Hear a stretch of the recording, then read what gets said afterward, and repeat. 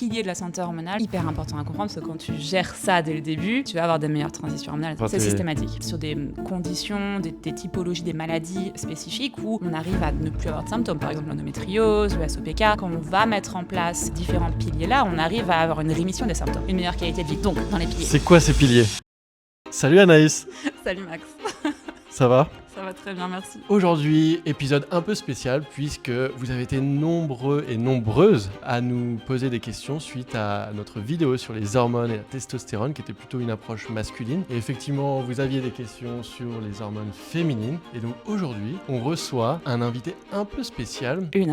Une invitée un peu spéciale, Anaïs Gautron, qui est la référence en santé hormonale féminine en France. Bonjour, merci de m'accueillir. Bienvenue Anaïs. Anaïs accompagne les athlètes de haut niveau, les personnes connues, célébrités, mais aussi des entrepreneuses, mais aussi elle vulgarise énormément sur les réseaux sociaux, dont Instagram. Et donc voilà, c'est avec plaisir aujourd'hui qu'elle nous accueille pour nous donner toutes ses connaissances. Et donc l'objectif de l'épisode, c'est quoi ? C'est donner des repères concrets pour comprendre et agir à chaque étape de la vie hormonale d'une femme. Et si vous restez jusqu'à la fin, et je sais que vous allez rester jusqu'à la fin, vous découvrirez les 3 erreurs que Anaïs voit le plus souvent, même chez les femmes les plus informées. Donc restez bien jusqu'à la fin. C'est parti. Et donc comme vous le savez, dans le podcast du Polyphénol Podcast, on a évidemment une tradition qui est de boire un shot de polyphénol d'huile d'olive extra vierge, forte en polyphénol. Donc on va le faire avec Anaïs, c'est la première fois qu'elle le fait, je crois. Ouais. Est-ce que tu sais les bénéfices d'une huile d'olive qui est forte en polyphénol ? Ça commence avec les petites colles. Ouais, ça commence. On en parlera, je pense, tout à l'heure à nouveau des polyphénols, mais ouais, il y a, à mon sens, en tout cas, énormément d'avantages, que ce soit sur le côté antioxydant, anti-inflammatoire, stress oxydatif, etc. Mais on parlera tout à l'heure de la libido. Tu m'en as mis beaucoup, là. On parlera tout à l'heure de la libido, et c'est aussi un outil intéressant, justement, pour booster la libido. Super intéressant. Alors, à la tienne, Anaïs. Voilà. Cheers. Attention, ça pique dans la gorge, c'est tout à fait normal. En fait, ça va. Ça va ? Ouais. Ça va. Anaïs avait très peur juste avant du podcast de commencer, de dire ça va me piquer. Là, je sens que ça me pique quand même un peu. Ça pique un peu. Voilà, en fait, ça arrive toujours après. C'est pour ça qu'on a notre verre d'eau. Comme vous le savez, parce que maintenant vous me voyez depuis 7 ou 8 épisodes, je pleure à chaque fois. Je t'habitue pas. C'est toujours un peu dur. Shot fait, passons à l'essentiel. Prête ? Sans tousser, c'est parti. Sans tousser. Commençons. Nous allons maintenant aborder les hormones féminines. Donc par quoi on commence, Anaïs ? C'est quoi les fondations ? C'est quoi les basiques qu'on devrait... Je pense qu'on va commencer du coup par les étapes. C'est quoi les étapes, les grandes étapes dans la vie d'une femme ? Quand on parle du cycle, quand on parle des hormones, tu m'arrêtes, ça prend 1000 ans parce que j'ai tendance à rentrer dans le détail. Je t'arrêterai. Mais quand on parle souvent du cycle, on parle effectivement du cycle menstruel, on parle pas trop de ce qui arrive avant, de ce qui arrive après, et des transitions, on va dire, hormonales. Donc les grandes phases, il y a effectivement la ménarche ou les premières règles qui vont arriver entre 10 et 15 ans. On observe d'ailleurs de plus en plus que l'âge des premières règles de la ménarche avance. Et pendant ces premières années, premiers mois, ça va être assez erratique, les cycles sont pas réguliers, les ovulations sont pas régulières. Donc c'est assez normal d'observer effectivement des symptômes ou des variations, des irrégularités dans le cycle qui sont pas forcément une mauvaise chose. Ça peut être complètement normal parce que c'est une période un petit peu d'instabilité, entre guillemets. Ensuite, après ça, on va avoir les années reproductives ou la préménopause. Et ça, c'est vraiment une confusion qu'il y a souvent entre périménopause et préménopause, où on me parle souvent, oui, je suis en préménopause, quand on arrive vers les 40-45 ans. Non, ça, la préménopause, c'est vraiment les années reproductives, donc entre 20 ans et, on va dire, 35. Okay. Donc, les années où on est censé être fertile, où on est censé avoir des cycles réguliers avec une progestérone, des oestrogènes qui sont équilibrés. Donc ça, c'est les années entre 20 et 35 ans. Ça va faire peur à beaucoup de femmes. C'est quand je dis que dès 35 ans, la périménopause peut commencer. Et c'est vrai, on sait que dès 35 ans, voire même parfois avant, cette phase de transition vers la ménopause, donc la périménopause peut commencer. On est toujours capable de se reproduire, on est toujours fertile, c'est le mot que je cherchais, mais on va commencer à avoir des variations hormonales et la première chose qu'on observe, c'est une baisse de la progestérone. Au fur et à mesure qu'on va avoir cette baisse, les ovulations vont être moins fréquentes. Okay, donc on va avoir plus d'anovulation, on va avoir plus une baisse ovarienne qui va s'enclencher. Et les oestrogènes vont commencer à être un petit peu erratiques, ça va partir un peu dans tous les sens, ce qui rend notamment le diagnostic un peu compliqué, parce que c'est pas une maladie, donc j'aime pas trop le diagnostic, mais bref, il faudrait presque, en fait, pour une femme en périménopause, faire un bilan sanguin tous les jours, voire 2 fois par jour pendant 3 mois, pour pouvoir comprendre ce qui se passe. C'est vraiment, ça fluctue énormément. Et chaque personne est différente.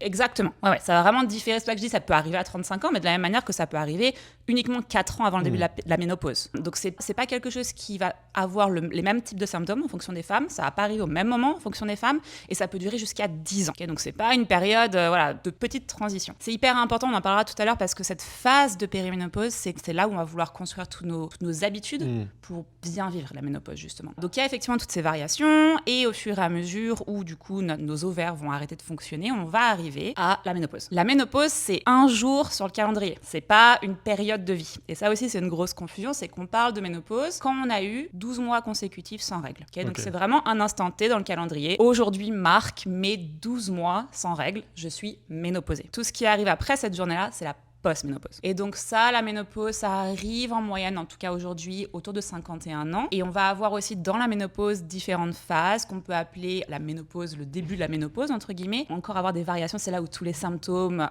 qu'on connaît vont être les plus présents. Et la phase tardive de la post-ménopause, où là, c'est stable. Là, on est dans on va dire une stabilité, ça va rester comme ça jusqu'à la fin de notre vie. Est-ce qu'il y a une moyenne d'âge, je dirais, pour post-ménopause, ménopause et après Non, c'est très variable. C'est vraiment très variable aussi. Par contre, ce qui est vraiment important à signifier, c'est que cette période de la ménopause, qui est encore une fois stigmatisée, un peu mise de côté, etc., en fait, maintenant, vu que l'espérance de vie est rallongée, on vit plus de temps, en fait, finalement, en post-ménopause que dans nos années reproductives. Et pourtant, on parle que de nos années reproductives. Donc, c'est vraiment important parce que, voilà, c'est une grosse période de la vie des femmes. Super intéressant. Et du coup, donc, tu disais qu'il y avait énormément de changements durant ces phases-là. Qu'est-ce qui va changer dans les 6 ou 5 piliers, notamment la nutrition, le sport? Qu'est-ce que tu remarques? Qu'est-ce que tu conseilles à ces personnes-là? Déjà, je pense qu'on peut généraliser au final à c'est quoi les piliers de la santé hormonale, en fait, finalement, même avant qu'on arrive dans ces périodes de transition, puisque finalement, c'est ce socle-là qui fait qu'on est en bonne santé hormonale et que derrière ces étapes de transition vont mieux se passer. Je pense que c'est peut-être plutôt l'approche. Les socles ou les piliers de la santé hormonale, du coup, c'est vraiment pendant nos années, on va dire, reproductrices, où on est censé avoir un cycle sans symptômes. Je mets des guillemets quand je dis ça, parce qu'évidemment, il y a des petits symptômes et c'est normal. Quand on est cyclique, on va observer... D'ailleurs, si tu veux que je te donne un peu de détails sur les phases du cycle. Plus de détails, on veut plus de détails. Donc, sur les phases du cycle, dans cette période reproductrice où on va avoir donc un cycle menstruel, on a 2 grandes phases. On va souvent entendre parler de 4 phases, mais l'ovulation et les règles sont inclus dans les 2 grandes phases. Phase folliculaire, le jour du début des règles, qui est jour 1 jusqu'à l'ovulation, c'est la phase folliculaire. Donc là, le rôle de cette phase-là, c'est de préparer le terrain à une potentielle fertilité, une potentielle ovulation, donc préparer, entre guillemets, un ovule. Voilà, c'est l'objectif. Passer cette phase-là, on va arriver à l'ovulation, ça va déclencher ce qu'on appelle la phase lutéale. C'est dans cette phase-là qu'on va avoir soit une fécondité, soit se préparer à un nouveau cycle, et donc les règles. Pendant cette phase, effectivement, qui mène à l'ovulation, c'est là en général, donc entre le jour numéro 1, le début des règles, et le moment de l'ovulation, c'est là en général où les femmes se sentent mieux, qu'elles ont peu ou pas de symptômes, elles vont observer des petits changements, notamment au niveau de leur glaire, de leur énergie quand l'ovulation arrive. Et c'est en général la seconde phase dont on parle beaucoup, cette fameuse phase lutéale, parce que c'est la phase où il va y avoir les SPM, syndrome prémenstruel, et tous les symptômes qu'on n'aime pas trop avant les règles. Et c'est vraiment ces symptômes-là ou ces signes-là auxquels on va essayer de faire attention, parce que c'est censé bien se passer. On est censé effectivement avoir des petits symptômes non handicapants, typiquement quelques petits changements d'humeur, quelques petites sensations physiques, petites crampes, des petites sensations, mais rien qui nous empêche d'aller travailler, nous empêche d'aller à l'école, nous fasse prendre des médicaments ou ce genre de choses. Ça, c'est la base. Si on a ces symptômes-là, et d'ailleurs, c'est hyper important aussi de rappeler, mais on parle souvent des symptômes comme « Ah, c'est normal, j'ai des symptômes, j'ai mal au ventre, etc. » C'est normal. Non, c'est pas normal. C'est un signe qu'il se passe quelque chose et il faut les écouter. Mais est-ce que ça serait pas issu, par exemple, de l'éducation qu'on a eue, des médecins, même à l'école, j'imagine, récupérer ça de nos ancêtres? Enfin, comment est-ce que ça a évolué dans le temps aussi?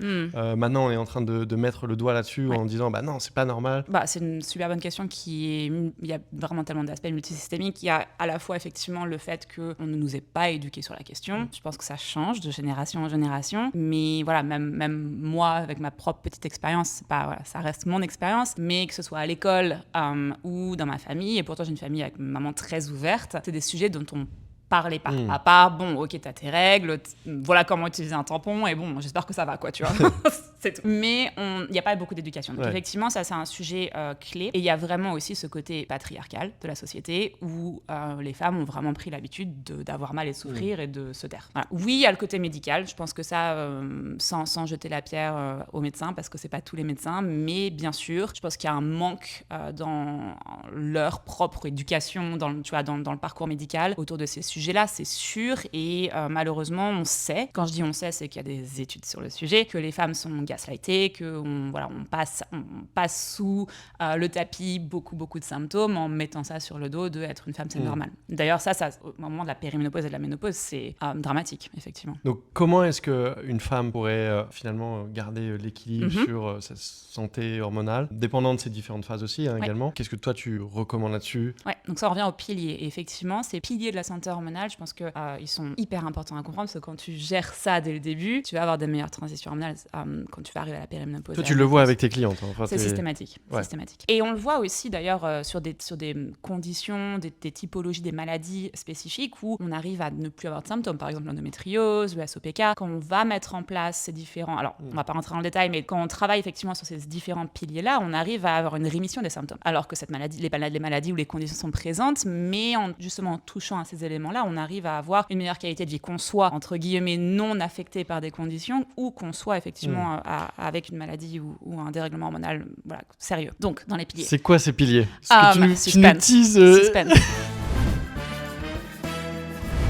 Je pense qu'on finira par le pilier numéro 1 parce que tout le monde va penser à celui-là, à mon avis, en dernier, donc on finira avec celui-là. Mais la nutrition, évidemment. Okay. La nutrition, bon, je suis nutritionniste, donc déjà forcément, je vais parler de nutrition. Mais de manière générale, on a effectivement maintenant de plus en plus de sujets qui ont été étudiés autour de ça. Qu'est-ce que ça veut dire par rapport à la santé hormonale ? Je dirais qu'il y a quelques grandes règles d'un point de vue nutrition. Une des règles, c'est de manger le plus entier possible, le plus d'aliments non transformés. Okay. Donc de la diversité nutritionnelle et de la densité nutritionnelle. Ça déjà, franchement, si tout le monde faisait ça, on réglerait beaucoup de soucis d'un point de vue hormonal. Quelles sont déjà les erreurs que tu vois le plus régulièrement ? T'arrives, tu fais une première consultation avec une personne, tu vois sa nutrition et tu dis oh là, ok, on va changer ça parce que ça va pas du tout. Ouais, d'abord, pour précision, la plupart des personnes qui travaillent avec moi, en général, on a une bonne base. C'est-à-dire que, et c'est d'ailleurs ça qui est surprenant, c'est que souvent... Après, tu travailles avec des athlètes, donc logiquement, ils devraient avoir une bonne base. Exactement. Pas que avec des athlètes, mais effectivement, souvent, les personnes qui me contactent, elles me disent « je mange hyper bien ». C'est toujours le début de la discussion. Et c'est vrai que la plupart des personnes avec qui je travaille, il y a une bonne base. Il y a des exceptions, mais il y a une bonne base. Donc les erreurs principales, je vais dire que c'est pas les erreurs qu'on va forcément... On va aussi les observer chez la population générale, mais elles font moins d'erreurs, je dirais. Okay. Les erreurs principale, c'est souvent confondre healthy, tu vois, les produits qui te gardent en bonne santé, versus ce qui est vraiment un produit qui te gardera en bonne santé. Donc, par exemple, je pense qu'un yaourt light, c'est quelque chose de healthy. Ou je pense que le pain sans gluten, c'est quelque chose de healthy. Et on va pas se poser la question, bah oui, mais ce pain sans gluten, il est transformé. Il y a des trucs ajoutés à l'intérieur qu'on voudrait pas forcément voir. Ou bah tiens, ok, tu manges des yaourts allégés, tu as du lait qui peut forcément d'une très bonne origine. Du coup, aussi, en général, on se retrouve avec des régimes qui sont pauvres en graisse. Il y a une grosse confusion aussi sur pas manger trop de calories, alors que, encore comme tu le dis, je travaille avec beaucoup d'athlètes qui du coup se retrouvent avec pas suffisamment d'apport. Ça va impacter leurs hormones énormément. Ok, donc ça, les carences alimentaires. Carences alimentaires, manque d'apport énergétique, je dirais, et manque de variété. Et encore plus les athlètes. Hein. Vraiment, c'est sur des plans très, très stricts ou carrés et il n'y a pas suffisamment de diversité. Là, en gros, c'est tu vas leur dire, ok, effectivement, je vais te donner un plan nutritionnel qui va être... C'est rare que je donne un plan d'ailleurs. C'est plutôt des recommandations.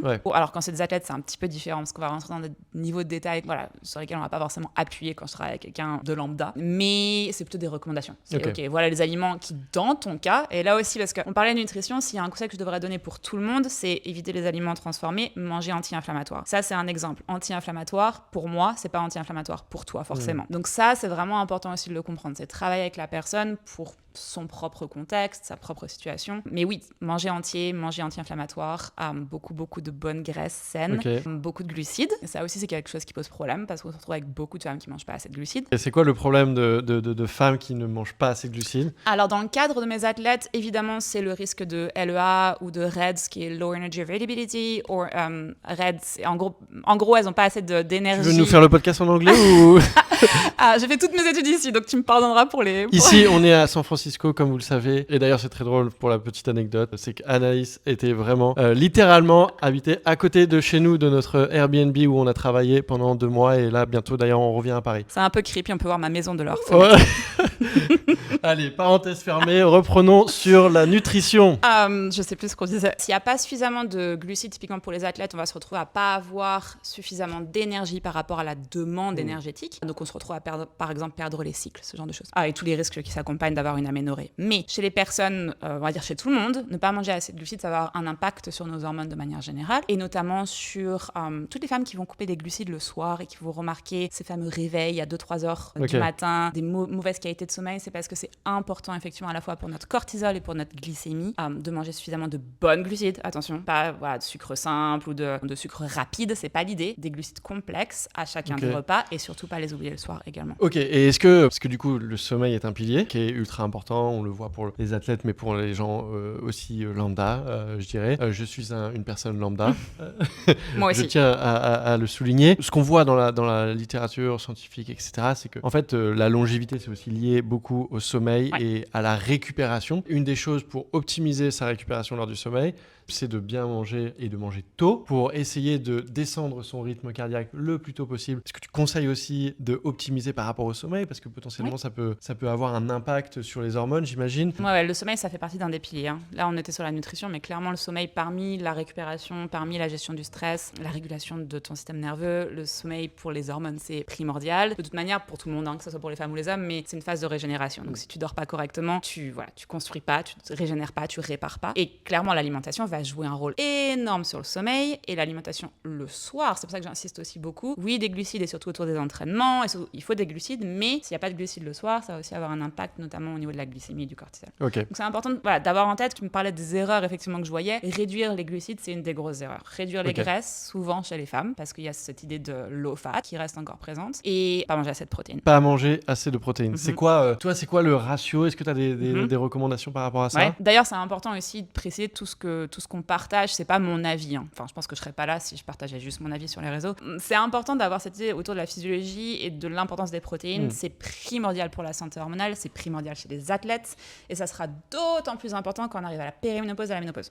Donc vraiment, le plus tôt on commence, à la fois pour les hormones, mais pour soutenir sa masse musculaire, qui du coup, en conséquence, va aussi nous soutenir de manière générale quand on passe à la périménopause et à la ménopause. Mais oui, il y a une fourchette entre 1,6 jusqu'à 2,2 grammes par kilogramme de poids de corps. Ok. 1,6 étant le minimum. 2,2, ça ne veut pas dire que si on passe 2,2 ou plus, on va mourir ou nos reins vont claquer. Pas du tout. Mais c'est une fourchette. Évidemment, en fonction des besoins, si tu es sportif, etc., tu vas pouvoir ajuster cette variable. Et encore une fois, c'est pas... on recommande énormément de savoir approximativement combien de protéines vous prenez par jour, etc. On ne calcule pas tous les jours et on n'est pas là au gramme près savoir ce qu'on va manger parce qu'en fait, sinon, tu n'en finis pas. Mais c'est un bon outil, et surtout sur les protéines. C'est un très bon outil, et surtout le faire au début. Comme ça, tu as un peu une visualisation, les ratios, etc. Effectivement, de comment est-ce que tu dois manger. C'est un truc que je demande beaucoup.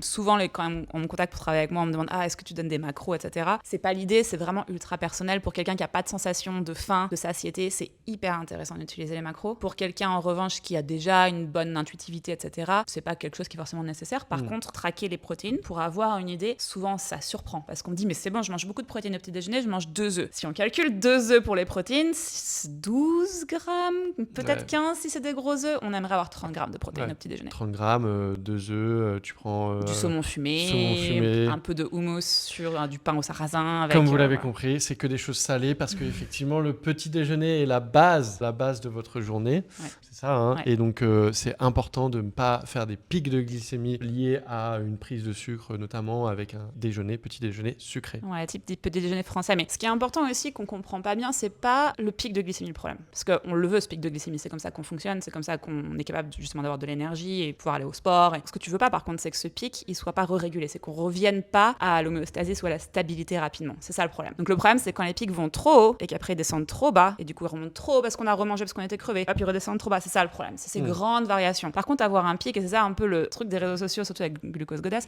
où on s'est retrouvé à se dire ma glycémie peut pas augmenter. Si ta glycémie augmente pas, t'es mort. Il faut que ta glycémie augmente. C'est comme ça que ça fonctionne. Après, il faut effectivement s'apprendre avec du contexte. Encore une fois, les pics de glycémie, vous allez en avoir effectivement. Pas exagérer sur ces pics de glycémie, donc il faut essayer de les minimiser le plus possible. Il ne faut pas que ça monte et après que ça descende trop régulièrement, parce qu'après, sinon, vous allez faire de l'insuline résistance. On en a parlé sur la vidéo précédente sur la glycémie, justement. Et une des manières d'ailleurs de limiter ça, c'est prendre des graisses. Donc ça peut être de l'huile d'olive comme on a vu, mais aussi vinaigre de cidre, etc. pour enrober ce plat. Oui. Mais c'est souvent ce que j'essaye de dire à mes clientes, c'est qu'il ne faut pas trop se prendre la tête. Si tu visualises ton assiette, il n'y a rien de plus simple. Tu visualises ton assiette, c'est quoi une alimentation saine ou une alimentation pour la santé hormonale? C'est la moitié de ton assiette, c'est des légumes. Un quart de ton assiette, c'est des protéines. Un quart de ton assiette, c'est des féculents. Et par-dessus, un demi-avocat, 2 cuillères à soupe d'huile d'olive, une poignée de noix. C'est bon, c'est fini. Il n'y a pas plus à réfléchir. C'est très simple.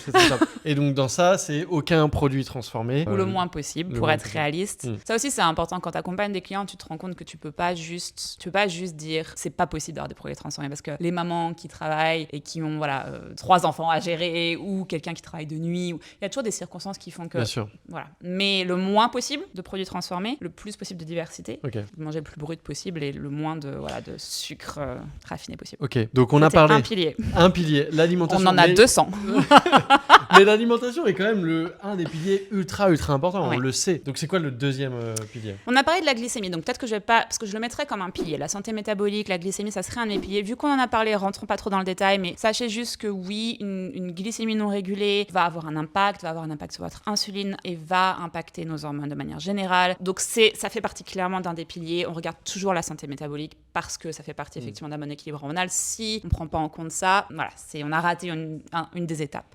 L'étape numéro 3, je dirais que c'est la digestion microbiome de manière générale. C'est aussi associé à l'alimentation finalement, puisque la manière dont on mange va forcément influencer notre microbiome, mais c'est un des piliers effectivement. On sait à quel point le gut health est connecté à la santé intestinale, On va bientôt passer le podcast en anglais, je vous le dis. La santé intestinale est connectée à notre bien-être de manière générale, à notre système immunitaire et évidemment du coup à nos hormones, notamment aussi parce que, et chez les femmes c'est encore plus prévalent, on va dire, je sais pas si ça se dit comme ça, mais parce que on va avoir une gestion des oestrogènes grâce à notre intestin microbiome, sans rentrer trop en détail, mais du coup ça impacte énormément notre santé.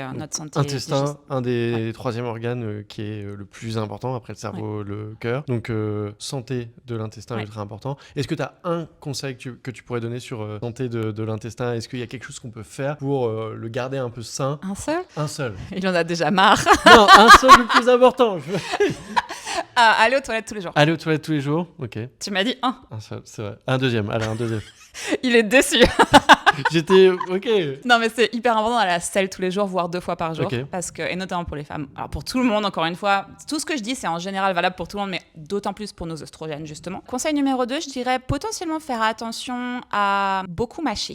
En fait, on parle souvent de beaucoup de choses dans la digestion. Prenez des probiotiques, par exemple. C'est souvent, t'as des problèmes de ventre, prends des probiotiques. Ok, mais si le haut de ta digestion, donc faut imaginer ça comme un effet cascade, t'as le cerveau, la bouche, et après on passe à l'estomac, etc. Okay. Si ça se passe pas bien en haut, ça va pas bien se passer en bas. Et une des étapes les plus importantes dans la digestion, à mon sens, ça va être la quantité d'acidité qu'on a dans l'estomac. Okay. Ça va jouer d'ailleurs sur la glycémie. Quand on mâche beaucoup, on va d'abord dégrader la nourriture en plus petits morceaux, idéalement en 0 morceaux, que ça soit presque liquide. Et surtout, on va activer la production d'acide gastrique. Quand on a cette production d'acide gastrique suffisante, en plus des enzymes d'ailleurs, dans la salive, mais on va avoir une meilleure digestion de manière générale. Et l'acidité gastrique, c'est ultra important, ce qu'on appelle l'hypochloridrie. Quand on manque d'acidité gastrique, ça va avoir un impact derrière sur les potentiels dysbioses. Donc les dysbioses, par exemple le SIBO, c'est une dysbiose qu'on entend souvent parler. Donc les déséquilibres de la flore intestinale, ça va avoir un impact sur l'inflammation, ça va avoir un impact sur la vésicule biliaire, sur le foie. Donc c'est vraiment cette étape-là de mâcher et de manger dans un état de calme, c'est primordial pour la digestion. Je suis toujours en train de manger de manière accélérée, je ne prends pas le temps. Je sais que c'est un gros défaut, mais vous avez entendu Anaïs, il faut mâcher, prendre son temps lorsqu'on mange. Beaucoup mâcher. Il y a un truc que je déteste dans les conseils qu'on entend des fois, c'est il faut compter et mâcher 20 fois. Il n'y a rien de pire pour être déconnecté de son alimentation. T'imagines, t'es en dîner avec quelqu'un. Horrible, j'ai le droit de mâcher. Excuse-moi, faut que je mâche 20 fois. Horrible. Suivez les conseils d'Anaïs. Ce que je conseille, c'est de mâcher jusqu'à ce qu'il n'y ait plus de morceaux dans la bouche, en fait, tout simplement. Ok, trop bien. Donc on était au troisième Quel est le quatrième? Quatrième, je dirais le suivi du cycle. On a parlé tout à l'heure de l'importance de comprendre les phases, de comprendre ce qui se passe quand on a un cycle menstruel. Le cycle menstruel, il a d'ailleurs été catégorisé, je dirais, comme étant un signe vital. Il y a quelques années, je crois que c'est en 2015, si je dis pas de bêtises. Ça a été catégorisé, tu couperas si c'était une bêtise, ça a été catégorisé comme un signe vital de la même manière que ta température ou ta pression artérielle sont des signes vitaux. Donc c'est hyper important de comprendre ça, parce que je peux pas mettre de chiffres juste avec ma propre expérience, mais le nombre de femmes qui comprennent pas leur cycle, c'est d'ailleurs pour ça que je fais de la vulgarisation le plus possible, et le nombre de femmes qui traquent pas leur cycle, c'est hallucinant. Et j'en faisais partie jusqu'à ce que j'ai 30 ans. Mais comment est-ce que tu traques ton cycle? Bon, alors, j'ai pas le problème, évidemment, mais comment est-ce qu'on traque son cycle? Est-ce qu'il y a des choses pour aider? Le moyen numéro 1, c'est d'écrire sur un note. Moi, j'écris sur mes notes iPhone. Ça peut être sur vos notes écrites, sur un papier, j'en sais rien, ce que vous utilisez. Notez tout simplement quand on a des petits symptômes. Donc, par exemple, ça va être... Donc, c'est un carnet de notes très basique, quoi. Exactement. C'est vraiment le niveau 0, quoi. Et on va noter les sensations, les changements. Typiquement, on parlait de whoop. Pour celles qui ont des whoops, souvent, elles se rendent pas compte de pourquoi, d'un seul coup, leur HRV, je sais plus comment on dit en français ça, par contre. Donc, le Heart Rate Variability qui va... On va bientôt passer en anglais, je vous l'annonce. Qui va dropper d'un seul coup. Et en fait, souvent, les femmes me disent, mais je comprends pas. Ah oui? Ça chute d'un seul coup. Et en fait, c'est catégorique, le jour après l'ovulation. Et ça, c'est un exemple parmi d'autres, mais d'un seul coup, malheureusement, Whoop est quand même beaucoup basé sur ce marqueur-là pour déterminer si tu es recover ou pas, si tu as récupéré. Et donc, du coup, d'un seul coup, les femmes se retrouvent à j'ai bien dormi, j'ai bien mangé, j'ai fait tout ce qu'il fallait, je récupère pas. Mais oui, c'est parce que du coup, ce truc-là, il a drop, parce que ton ovulation est terminée. Et malheureusement, Whoop s'ajuste pas forcément, ça commence à être mieux d'ailleurs. Et du coup, ça te dit que tu as une mauvaise récupération. Mais ça, c'est un élément. Donc, notez tous les éléments qu'on peut observer. D'un seul coup, tiens, je suis passée en phase lutéale, je me réveille à 3h du matin la nuit. Notez ces éléments-là pour commencer à comprendre ce qui se passe. Ça va donner des informations qui sont super importantes sur les hormones. Pourquoi je dis ça? Parce que les hormones, oui, on peut les tester. On en a parlé dans le cas d'une cliente avec Lucie, justement. C'est que malheureusement, chez les femmes, on va vouloir tester parfois à différents moments du cycle, ou alors, malheureusement, le cycle s'est décalé. Du coup, on a fait le test parce que le rendez-vous était prévu, mais c'est pas forcément sur le bon jour. Du coup, traquer ces symptômes, ça va nous donner des informations supplémentaires sur ce qui se passe d'un point de vue hormonal. Je rebondis sur ça parce que c'est quand même vraiment important et pour le coup, nous, on le vit tous les jours avec nos membres, Lucie. C'est quoi les jours que tu conseilles pour se faire tester? Alors, il y a 2 gros moments en gros dans le cycle. D'abord, ça prend pas ça en compte toutes les femmes qui sont sous contraception hormonale parce que on n'a plus d'ovulation, donc on peut se faire tester quand on veut. Par contre, quand on veut tester d'un point de vue hormonal les hormones sexuelles féminines, là on ira sur le tout début de la phase folliculaire, jour 3, jour 5, tout ce qui va être LH, FSH, les oestrogènes aussi d'ailleurs à ce moment-là. Et par contre, quand on va vouloir tester le ratio progestérone-oestrogène, là on va faire ça en phase lutéale et en général on fait ça 7 jours après l'ovulation. Et là on revient sur la nécessité de traquer, parce que si je te dis ok, va tester 7 jours après ton ovulation, t'as aucune idée de quand ton ovulation arrive. Donc c'est vraiment important, et c'est important pour un tas de choses, pour ta santé comme on le disait, c'est un signe vital, mais pour ton bien-être, pour comment tu fonctionnes en société. On sait qu'autour de l'ovulation, on va avoir, ça aussi c'est shocking quand on ne sait pas, une symétrie au niveau du visage qui est plus belle qu'en phase lutéale. Là, j'ai vraiment appris un truc. Ouais, ça change la symétrie de ton visage. Et souvent, les femmes se trouvent plus belles à ce moment-là, donc typiquement, si tu sais quand t'es ton ovulation, tu vas faire ton photoshoot ce jour-là. Voilà les tips d'Anaïs. Non, mais ça change la forme de ton visage. Ok. Ouais, bon, on en rigole, mais c'est parce que ça va... Évidemment, ça va vous permettre de traquer des choses qui sont importantes pour votre santé, mais ça joue tellement sur nos humeurs et sur la manière dont on se comporte en société également que ça nous aide tout simplement quand on traque son cycle. Ouais. Tu me posais la question sur comment, ça c'était l'étape facile sur ton cahier, etc. Il y a beaucoup d'applications qui existent. Maintenant, Whoop, c'est vraiment pas parce que je veux faire de la pub pour Whoop, mais ils m'avaient introduit sur leur bêta. Chez Whoop Et ils m'avaient introduit sur leur bêta du cycle, justement. Donc c'est une toute nouvelle feature qui a été implémentée en bêta il y a quelques mois. Et maintenant, du coup, on peut traquer via la Whoop aussi, mais je dirais tout simplement une application. Il y a des applications comme Clue. Bref, voilà. Des applications qui permettent de faire ça assez simplement. Donc, traquer, suivi de son cycle. Est-ce que tu as d'autres piliers? Du coup, le système nerveux. Je termine avec ça, parce que je disais tout à l'heure, on va terminer avec le plus important. Je pense que c'est le plus important. Celui qui souvent est un peu négligé, c'est-à-dire que quand j'ai des consultantes qui viennent me voir et qui me disent « Bon, je prends soin de ma santé hormonale, qu'est-ce que je change dans mon alimentation ?» Ça, c'est on sait qu'on va prendre des suppléments. Il y a des trucs, tu vois, qui sont un peu ancrés. Par contre, quand je dis « Ok, et alors ta charge de travail, ta charge mentale, comment tu dors, comment tu récupères, qu'est-ce que tu fais comme technique de gestion du stress ?» Là, c'est quoi? On va travailler là-dessus. C'est vraiment un des piliers numéro 1 pour la santé hormonale de manière générale. Et qu'est-ce que tu vois de la part de justement ces membres-là? Comment elles gèrent cette charge mentale, ce stress constant? Survie, elles le gèrent pas du tout. Après, quand on parle d'axe HPA, donc hypothalamus, pituitaire et adrénal, surrénal, on parle souvent donc de stress chronique, on parle souvent de cortisol élevé. Il faut savoir qu'en consultation, je vois autant de cortisol trop bas que de cortisol élevé.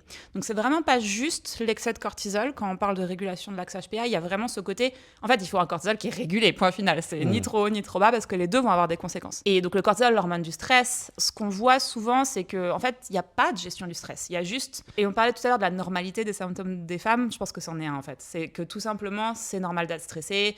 Plus tu avances dans la vie, plus tu as des responsabilités. En plus d'avoir des responsabilités, il y a les enfants. On sait aussi que dans beaucoup de familles, les femmes ont plus de responsabilités par rapport aux enfants. En plus de gérer un travail. Donc cette charge mentale, finalement, va avoir un impact sur le cortisol qui va dérégler cette santé hormonale.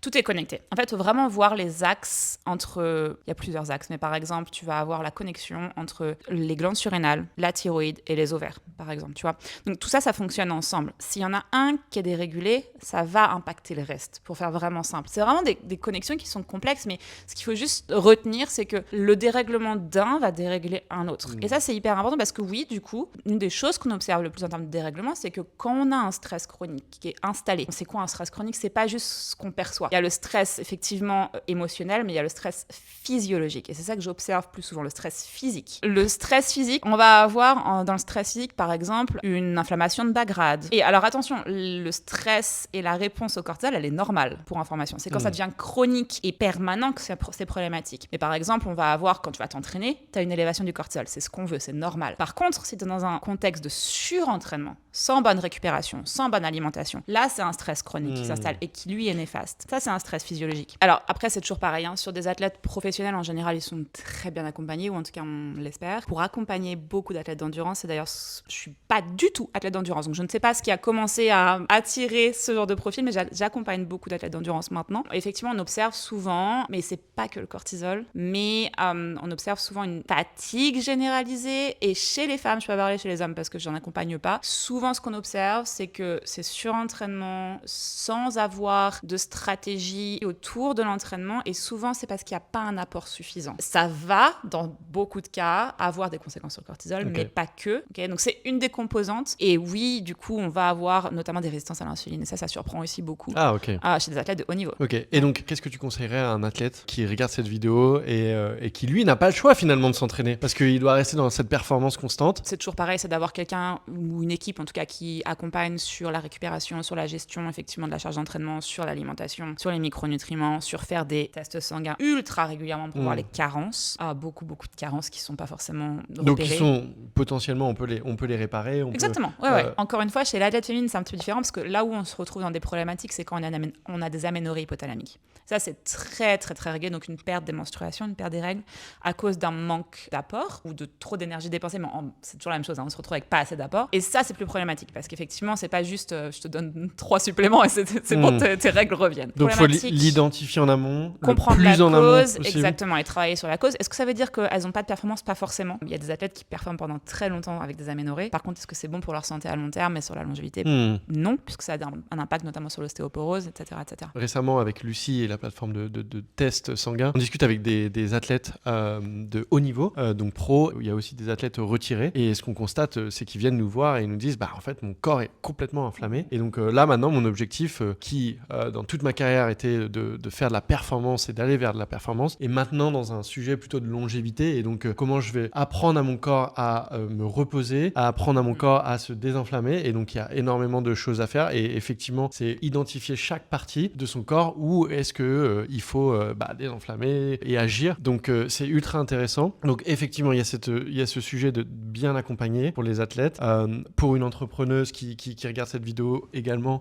Beaucoup d'entrepreneuses avec des cortisols qui sont... Parce qu'il y a le stress. Oui, exactement. Une de mes dernières clientes, c'est ça. C'est une femme CEO qui se retrouve à un peu plus de 40 ans avec une hypothyroïdie, mais qui n'est pas visible dans les bilans sanguins. Donc, j'ai dû me battre pour qu'on aille faire les tests des anticorps. On trouve effectivement du coup qu'il y a Hashimoto et avec un cortisol dans les chaussettes, vraiment un cortisol très très bas et une inflammation de bas grade, inflammation généralisée extrêmement élevée. C'est un tableau vraiment hyper courant chez les hauts performeurs intellectuels, donc les CEO, les entrepreneurs, etc. Et donc là, comment tu agis? C'est quoi le protocole, je dirais, que tu vas leur amener Sur le système nerveux de manière générale, encore une fois, il y a le cas du cortisol bas et le cas du cortisol élevé. Il va y avoir des symptômes différents en fonction de l'un ou de l'autre et des des approches, notamment d'un point de vue cause, supplémentation, etc., différents, mais il y a des généralités qui s'appliquent aux deux. Faire redescendre. Vraiment faire redescendre parce qu'on a un système qui est juste dépassé. Souvent d'ailleurs, un cortisol très bas, c'est pas toujours le cas, mais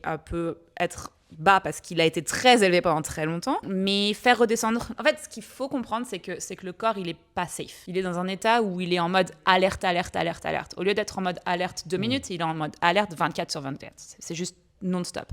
Donc il faut lui redonner la confiance, faire tout redescendre. Ça passe par suffisamment d'apport et souvent augmenter les calories. C'est pas le cas chez tout le monde, mais chez beaucoup de personnes. Parce que si on ajoute à ça un régime hypocalorique, le corps il est en mode c'est terminé, j'ai plus rien de stable, tu vois. Donc suffisamment d'apport, beaucoup d'antioxydants, une alimentation anti-inflammatoire. Donc encore une fois, on repose les bases sur la nutrition, sur l'alimentation. Ouais, comprendre les autres cofacteurs aussi, regarder les potentielles carences évidemment, mais aussi travailler sur le système nerveux et la régulation du système nerveux. Il y aura rien qui se passera si on n'est pas capable de déconnecter, si on n'est pas capable de réduire la charge émotionnelle, si on n'est pas capable de respirer. Tu vois, là, on va parler pendant quoi, je sais pas, 4 heures. On va pas respirer. On respire parce qu'on est en train de... Voilà, on respire un minimum, mais on n'est pas capable... Voilà. Et ça, c'est hyper important parce que quand tu es en mode go, go, go, stress, tu respires pas. Donc, travailler sur la cohérence cardiaque, sur des exercices de respiration. C'est ultra important et je le vois, nous, on essaye de... Avec le programme dans lequel on est rentré, on ne dort pas beaucoup. Vous savez très bien que pour avoir une bonne santé, il faut dormir, il faut se reposer. Néanmoins, donc, on essaye d'optimiser parce qu'on sait qu'on ne dort pas beaucoup, mais pour ces peu d'heures où on va dormir, on va essayer de les optimiser. Et donc, effectivement, une des clés, et ça, c'est dit dans toutes les ressources scientifiques, c'est apprendre à bien respirer. Et donc, en général, il y en a beaucoup qui respirent très mal. Moi, c'était mon problème. Je respirais très mal. Je respirais avec la bouche, en fait. Tu fais du mouth taping, du coup? Et du coup, j'ai testé ça. On s'est dit, OK, on est ici, on va tester des choses. Et donc, on a testé de mettre un scotch. Donc, ça s'appelle le mouth taping. Et c'est un scotch sur la bouche qui vous oblige à respirer avec le nez. Moi, ça marche vraiment bien. Je ronflais ou je faisais de l'apnée du sommeil. Et donc, effectivement, là, on rentre sur, OK, on s'oblige à respirer avec le nez. La respiration avec le nez est beaucoup plus profonde que celle de la bouche. Et donc, c'est incroyable. Activation du système parasympathique. Et là, on discutait tout à l'heure de l'HRV qui est mesuré par ce petit gadget. En fait, j'ai constaté que j'arrivais à augmenter mon HRV grâce à ça. Ce qui fait que j'arrivais dans un deep sleep, donc un sleep profond, plus rapidement. Et ce qui faisait qu'à la fin, je me reposais. Encore une fois, c'est un hack. Non, mais c'est un hack qui est vraiment, vraiment intéressant. De la même, les éclarteurs de narines aussi, qui sont vraiment on fait les deux, du coup, ça. on fait le duo écarteur de narines plus très, le scotch. Très sexy avant d'aller se coucher. Alors, je cloisonnais entre... sur les yeux, l'écarteur de nez. On a... On veut une photo. J'ai pas. Le protocole, il est devenu viral sur les réseaux sociaux, notamment LinkedIn. Les gens ont dû se dire, mais qu'est-ce est ce gros fou? Mais effectivement, je partagerai une photo à la fin. On a besoin d'une photo avant quand tu vas te coucher, avant que tu ailles te coucher. Donc, respiration, ultra important. Et il y a tellement de techniques de respiration. C'est impressionnant quand on commence à se pencher sur le sujet, à respirer par une narine et par l'autre. Il y a des techniques en fait qui vont activer le système parasympathique plus facilement. C'est hyper important juste tout simplement d'avoir une régulation active de notre système nerveux. Une des clés finalement pour avoir une santé hormonale équilibrée, c'est de bien respirer. Bien respirer et du coup bien dormir. Bien dormir.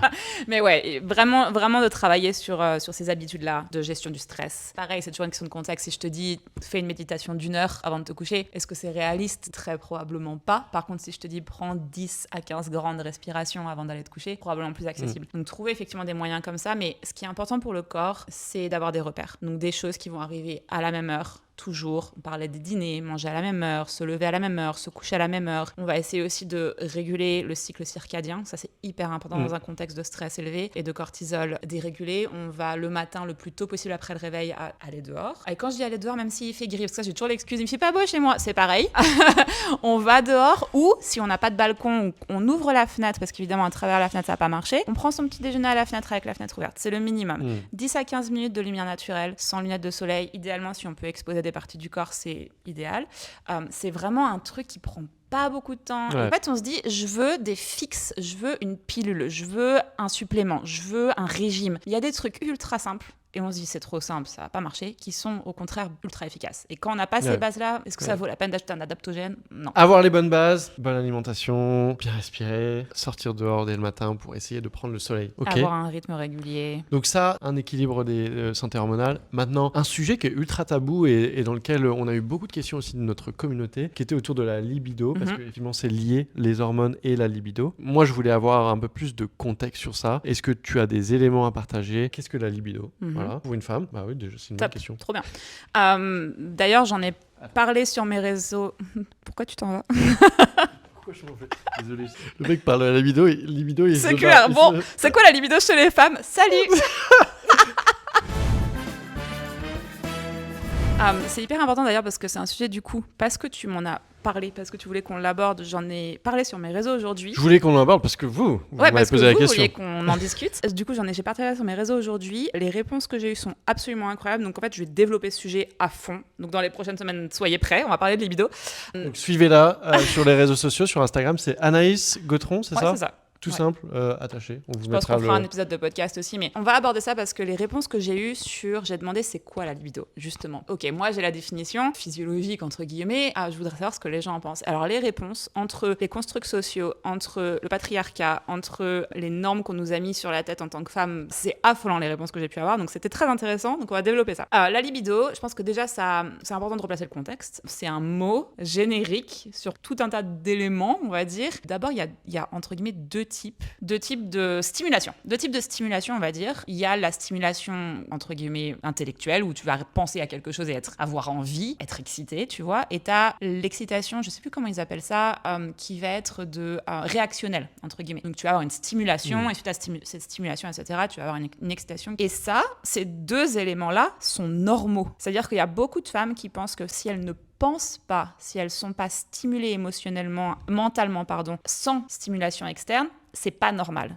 Alors que c'est complètement normal. Okay. C'est-à-dire qu'on peut tout à fait être quelqu'un qui n'aura pas forcément de stimulation d'elle-même intellectuelle, etc., mais qui, une fois qu'il y aura contact, une fois qu'il y aura excitation, là pourra effectivement rentrer dans ce... Enfin, sentir... Ok, donc les deux ne sont pas dépendants, quoi. Exactement, tu peux avoir l'un ou l'autre, tu peux avoir les deux, mais ça c'est hyper important parce qu'il y a une énorme incompréhension sur c'est quoi déjà la libido au final.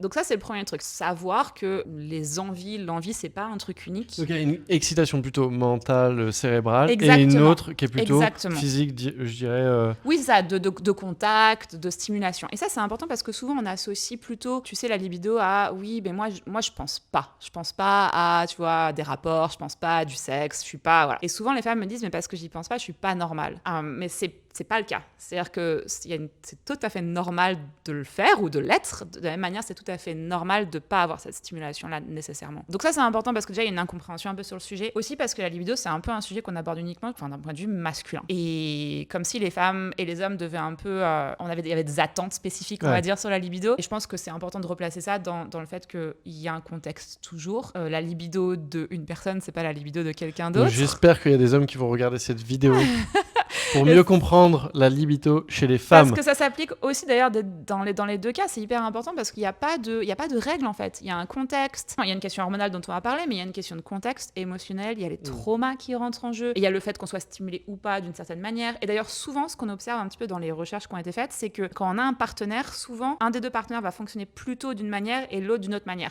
Ouais. Ce qui est logique parce qu'imagine, si les deux ils étaient en mode go non-stop et qu'ils y pensaient tout le temps, ça serait, on a autre chose à faire, tu vois, au bout d'un moment quand même.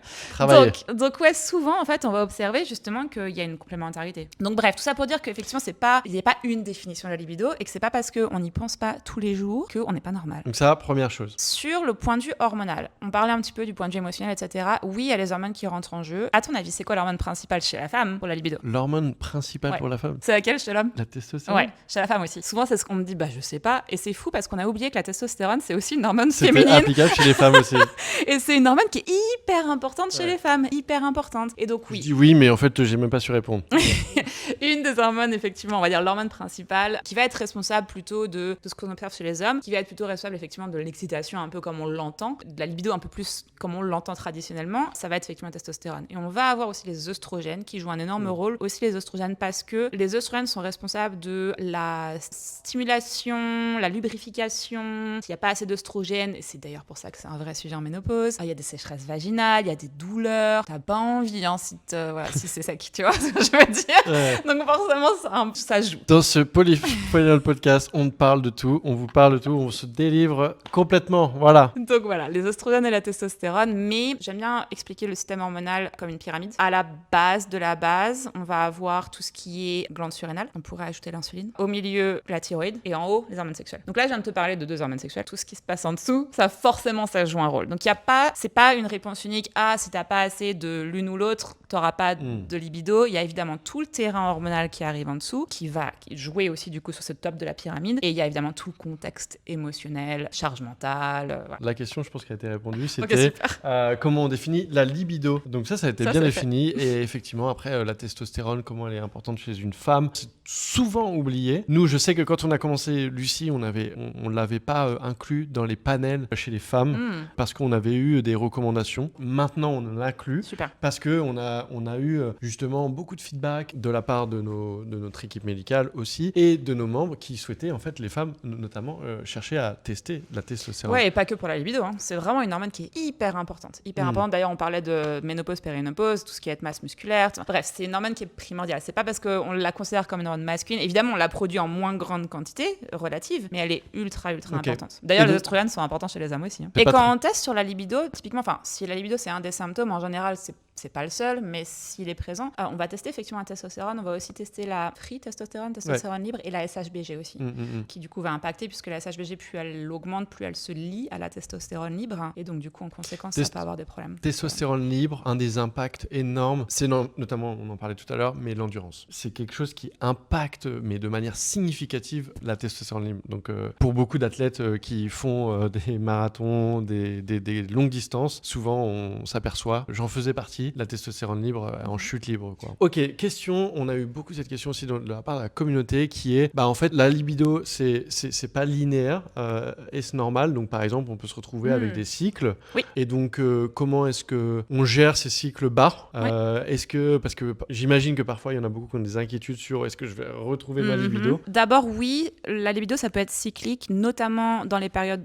reproductives où on va avoir une élévation, mais c'est toujours contextuel, évidemment, c'est pas chez toutes les femmes, mais souvent, en tout cas physiologiquement, on va avoir une élévation de la libido autour de l'ovulation. Le corps est bien fait, on essaye de féconder un ovule et donc on booste la libido pour que potentiellement il y ait un rapport à ça. C'est Mère Nature qui nous a créé comme ça. Très très bien fait. Donc oui, déjà de base, au fur et à mesure du cycle, on va avoir des moments comme ça. Donc en général, ça augmente la libido avant l'ovulation quand les oestrogènes sont élevés. Il y a une lubrification qui est plus importante, etc. Et on peut avoir une baisse effectivement de la libido en phase lutéale. D'abord parce qu'il n'y a plus d'un point de vue physiologique de grossesse possible, donc de fécondation possible. Donc le corps il est un peu en mode bon voilà. Et aussi parce qu'il y a les fameux SPM qui arrivent. Donc d'un point de vue émotionnel, etc. Plus on va être sujette à ces symptômes, moins on a envie, clairement. Donc là pour ça, j'ai envie de dire bon, il y a des variations normales. Est-ce qu'il y a quelque chose à faire par rapport à ça ? Je pense pas forcément. Par contre, si ça devient gênant, c'est-à-dire qu'on a vraiment l'impression qu'il n'y a pas de libido, il faut comprendre pourquoi. Et le pourquoi, il peut être associé encore une fois à tellement de choses. Ça peut être hormonal, mais ça peut être aussi émotionnel, ça peut être le stress chronique. On sait, c'est impressionnant, mais c'est un des symptômes qui est le plus remonté en cas de stress chronique. Pas de libido, mais évidemment. Déjà, de base, on va pas faire un bébé. Donc, on shut down toutes les fonctions autour de ça, parce que le corps est bien fait encore une fois. C'est stressé, c'est pas du tout le moment d'avoir une fécondation. Mais aussi, émotionnellement, t'as pas envie. Après, quand on est sur les phases, et c'est probablement pour ça que vous avez eu la question, sur les phases de la périménopause-ménopause, où souvent, on a une chute de la libido à la ménopause. Et ça, c'est souvent associé du coup à nos variations hormonales et notamment la chute des oestrogènes. Est-ce que c'est une chute constante et du coup ça va que être c'est-à-dire que ça va de pire en pire. Décroissant. Justement, c'est une question qui revient souvent, c'est est-ce que ça veut dire que c'est fini quoi ? Ça y est, je vais à la ménopause, c'est terminé, j'ai plus envie. Non, je pense qu'il y a beaucoup de choses un peu à remettre dans le contexte, c'est que oui, par contre d'un point de vue hormonal, il se passe ce qui se passe. Voilà, les hormones sexuelles vont attention, il y en a encore produit différemment mais beaucoup moins forcément en quantité et donc on peut aussi observer d'ailleurs la chute de la testostérone, on n'en a pas parlé mais ça décline avec l'âge, chez les deux sexes d'ailleurs, progressivement. C'est des variations qui sont normales. On a une chute des oestrogènes aussi. Par contre, on retrouve souvent à la ménopause ce qui va poser problème, c'est la lubrification, parce qu'on n'a pas assez d'oestrogènes. Donc ça, c'est un vrai problème. La sécheresse vaginale, les douleurs qui sont associées, c'est mort, ça donne pas envie, évidemment. Donc ça, c'est un sujet qui peut vraiment être facilement traité. Traité d'un point de vue local, utiliser des lubrifiants, un truc aussi dont je sais pas pourquoi c'est tabou ce truc-là, parce que ça devrait être absolument normal, ou utiliser des oestrogènes d'un point de vue local également pour aider, ou on pourra parler aussi des thérapies hormonales, mais il y a des solutions, ça c'est sûr. Et il y a aussi vraiment un point dont on parle pas, parce que ça c'est ultra tabou. Le sexe, c'est les personnes plus âgées, c'est ultra tabou, mais il y a des moyens de retrouver sa libido, c'est juste différent. J'y suis pas encore, donc je parle de ce que j'ai pu lire et entendre et apprendre, mais c'est vraiment un changement, tout simplement, où la libido, oui, elle peut se retrouver, on peut utiliser des moyens naturels ou pas pour aider, mais il y a aussi de l'espoir, entre guillemets, c'est-à-dire qu'on trouve d'autres moyens. C'est pareil chez les hommes d'ailleurs, c'est complètement anecdotique, mais les personnes paraplégiques qui perdent du coup l'usage des 2 jambes et du coup de leur pénis, qui se retrouvent à pouvoir avoir des sensations et des orgasmes avec d'autres parties de leur corps. C'est incroyable, mais il va y avoir un changement d'un point de vue nerveux. Donc c'est juste pour dire qu'il y a des changements qui s'opèrent et que c'est pas parce que physiologiquement il y a des choses qui baissent qu'on n'aura plus de libido du tout. Quand on rentre dans ces cycles-là, on arrive avec des changements qui sont ultra importants, qui se passent à l'intérieur de notre corps, physiologiques également, mais mentalement et nerveusement et émotionnellement. Du coup, est-ce que tu penses que c'est à cause de ça que, effectivement, émotionnellement, pour une personne, vivre ça, c'est dur? Je pense que ça joue beaucoup le manque d'informations, le fait qu'on ait stigmatisé ça, le fait que dans la société, une femme ménopausée, c'est une femme useless, qui sert à rien. Dans nos sociétés, parce que c'est pas du tout le cas dans d'autres sociétés, c'est ça qui est aussi hyper intéressant, c'est quand tu étudies dans d'autres pays, dans d'autres sociétés, genre le Japon par exemple, mais où il y a la femme sage, la sagesse de la ménopause, et c'est vraiment une nouvelle vie en fait. J'en ai des frissons quand on en parle, mais c'est vraiment, tu passes cette étape-là et c'est une nouvelle vie, t'es pas périmée. Et ça, je pense que ça joue beaucoup sur le fait que les femmes dans nos sociétés, nous, occidentales, vivent mal cette période-là parce que c'est ça l'idée. C'est que émotionnellement, on a cette impression que t'es périmé, c'est terminé, t'as plus de libido, ta peau qui décrépit, tu vieillis, etc., t'as plus de force. Donc oui, je pense que émotionnellement ça joue beaucoup parce qu'il y a ces montagnes russes qui sont réelles avec beaucoup de symptômes qu'on traite pas, qu'on n'aborde pas, donc tu les vis de plein fouet. Personne te donne de solution pour gérer ces symptômes-là. Et en plus, on te dit bon bah de toute façon après c'est fini. Préparation peut-être en amont. Est-ce qu'il y a un âge idéal où tu dois te préparer, tu dois te dire ok, je vais commencer à prendre soin de moi, ou alors même mentalement? Je dirais que la ménopause, elle se prépare dès 30 ans. Pareil, un des sujets quand je dis ça où on me regarde les yeux écarquillés, parce qu'on a dit que la périménopause pouvait commencer à 35 ans. Commencer à prendre soin de soi pour que justement il y ait pas cette sensation de je me suis pris un mur. C'est hyper dur. Parce que toi, c'est ce que tu remarques, c'est qu'il y a des personnes qui arrivent et qui tu disent, vivras bien mieux si t'as mis les choses en place en amont, et t'auras du coup aussi moins de choses à mettre en place s'il y a déjà les piliers, etc. Donc je pense que ça se réfléchit, toute l'éducation, toutes les bases dont on a pu parler tout à l'heure et d'autres, et ensuite une fois que la périménopause arrive. Et là, c'est aussi important de dire que si vous êtes dans la tranche d'âge après 40 ans, 45 ans, disons, c'est que ça fasse moins peur à tout le monde, vous êtes périménopausée, en fait. Et ça, c'est un truc aussi qui me dépasse, c'est que les femmes en galère émotionnelle et physique qui vont voir leur médecin ou leur gynéco à 45 ans ou même bien avant, et qui leur disent tous les symptômes de la périménopause et qu'on leur dit vous êtes trop jeune, c'est aberrant.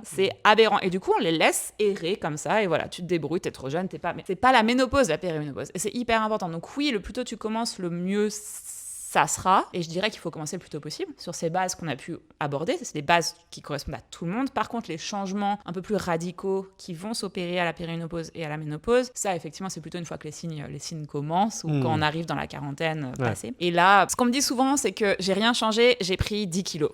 Ou alors, j'ai rien changé. Et c'est ça le problème. C'est que c'est un peu injuste. Parce que oui, il faut changer des trucs. Vous pouvez un peu continuer votre vie, les mecs sans... Il y a quand même des changements qui s'opèrent. Des changements métaboliques, mais voilà, ça reste quand même plutôt stable. Et c'est vrai que quand tu rentres dans la périménopause et qu'on s'approche de plus en plus de la ménopause, si tu changes rien, à moins que tu avais déjà les bases, entre guillemets, c'est vrai que oui, tu vas observer souvent certains symptômes qui reviennent. Les trucs à changer, le point numéro 1, ça serait l'augmentation des protéines. Ça, c'est quasiment systématique, à part certains de mes athlètes, où là, au contraire, je dois dire qu'il y en a un peu trop. C'est très rare, c'est peut-être 1% des gens que je suis. Point numéro 1, parce qu'on sait que quand on rentre dans cette phase-là, quand on est dans la périménopause et ensuite la ménopause, construire du muscle, c'est hyper difficile. Le muscle, c'est votre allié d'un point de vue métabolique, aussi d'un point de vue de manière générale pour la protection au niveau du squelette. Et on va aussi avoir besoin d'avoir une bonne masse musculaire pour protéger les os, mais aussi on va avoir besoin de s'entraîner régulièrement. Donc l'entraînement et les protéines. On va avoir besoin de s'entraîner pour la masse musculaire, mais aussi pour les os, parce qu'on va être plus sujet à l'ostéoporose. Donc s'entraîner, c'est... Ouais, je peux rentrer dans le détail. Donc augmenter les protéines, s'entraîner. Quand je dis s'entraîner, c'est 2 à 3 séances de musculation lourde. Donc avec des poids. Entraînement en résistance lourd. Et quand je dis lourd, c'est lourd. Pas donner un chiffre parce que ça dépend de chacun, mais on est sur du plus 70% de RPE. RPE qui est... En gros, si 100% c'est le max effort, on va aller jusqu'à minimum 70%. Okay. Lourd. En gros, lourd sur des séries qui sont plutôt petites, entre guillemets, en dessous de 10-12. Mais ça, c'est vraiment, ça s'applique à des personnes qui sont dans la performance ou c'est des personnes qui... Tout le monde. Absolument tout le monde. Ma mère, ta mère, tout le monde. Et encore une fois, dans le contexte de chacune. Évidemment, 100 kilos pour quelqu'un, ça va être, 20 kilos pour quelqu'un d'autre. Ouais. Mais il faut soulever lourd 2 à 3 fois par semaine. Ça n'a pas besoin d'être très long, 1 heure, avec des mouvements polyarticulaires, squat, deadlift, bench press, des trucs vraiment basiques. Okay, ça, c'est la base. 2 à 3 fois par semaine. Ensuite, on va ajouter de l'entraînement à intervalles, haute intensité. 1 à 2 fois par semaine. C'est quoi la haute intensité ? C'est vraie haute intensité, donc c'est pas un cours de CrossFit. La vraie haute intensité, c'est par exemple 30 secondes maximum effort, donc un sprint, t'en peux Donc on plus a de ta parlé, vie. très connu en ce moment, on a très Les tendance, zones. je veux dire, les zones. Zone 1, 2, 3, 4, 5. 5. Donc là, Là, en on gros, serait le 4-5, quoi. ouais. On est vraiment... Donc c'est 30 le secondes dans ces zones max 4-5. effort. Ensuite, recover. Donc, tu récupères 2-3 minutes et tu recommences. Voilà. Donc, vraiment, vraiment haute intensité. Et ça peut se pratiquer avec des différentes machines, du vélo, on peut courir. C'est relativement accessible. C'est relativement accessible. Et encore une fois, c'est dans le contexte de chacun. Le max effort pour quelqu'un, c'est pas le même max effort que quelqu'un d'autre. Bref. Donc, ça, 2 fois par semaine. Et ça, on peut l'associer à nos séances de musculation. Séance de musculation, à la fin, petite séance intervalle. Et c'est pas besoin d'être long. Entre 10 à 15 minutes, c'est déjà suffisant pour beaucoup de personnes. Ça, c'est la base de la base. En plus de ça, évidemment, si vous aimez l'endurance, on va pas vous dire d'arrêter de l'endurance parce que vous êtes en périménopause. On peut continuer son sport, on peut continuer l'endurance, mais par contre, on va être sûr que dans cette stratégie-là, on va avoir le renforcement musculaire, on va avoir le haute intensité, on va bien manger, etc., etc. Très applicable pour aussi les personnes, les femmes qui nous écoutent, qui sont dans leur vingtaine et qui... Ça pardonne plus. En fait, c'est ça. C'est que entre 20, 35, 40 ans, on fait ce qu'on veut, on fait ce qu'on aime. Souvent, on me demande c'est quoi ta recommandation d'un point de vue de sport. Faites ce que vous aimez, qui vous fait du bien tant que vous bougez.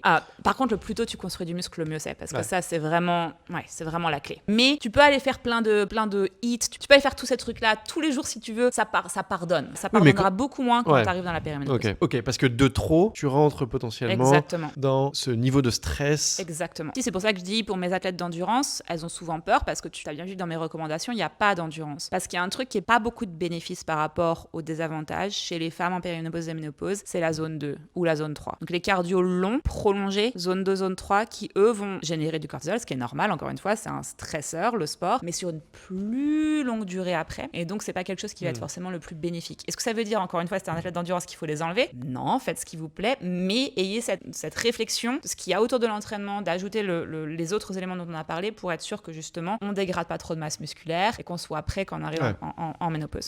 Le point entraînement est hyper important et ça s'applique à tout le monde, absolument tout le monde. Protéines, sport, est-ce qu'on a d'autres choses? J'ajouterais la gestion du système nerveux évidemment, mais ça c'est quelque chose dont on a parlé en détail. Mais non, je pense que c'est vraiment les deux gros piliers, c'est le côté mouvement et le côté augmentation des protéines. Comme tu disais, masse musculaire qui se dégrade, et ça c'est pareil pour les hommes d'ailleurs, mais qui se dégrade au fur et à mesure du temps, donc on essaye. Ça commence tôt. Le plus on en aura, le mieux ça sera. Ça veut pas dire que si on écoute cette vidéo et qu'on a 64 ans, que c'est trop tard pour commencer. Pas du tout, mais plus tôt vous commencez, le mieux c'est. Ok, traitements hormonaux, TSH, est-ce qu'on peut en parler un petit peu? Il y a eu beaucoup de mauvaise presse, surtout la génération de nos parents, sur les traitements hormonaux substitutifs, avec une étude en fait qui a été sortie et qui parlait de risques, effectivement, d'après l'étude grave, qui est associée à ça. On est revenu depuis sur cette étude. Juste pour contexte, les traitements hormonaux, c'est quoi? En gros, c'est utiliser un traitement substitutif hormonal. Donc on peut trouver en pharmacie, prescrit. Qui sera prescrit par un médecin. Surtout en France, par un médecin. Pas nécessaire ici pour la prescription, mais en France, si. Que ce soit bioidentique ou synthétique, pour venir supplémenter en hormones. Ça a du coup eu énormément de mauvaise presse. On est revenu sur cette étude depuis. Il y a clairement une place pour les traitements d'hormones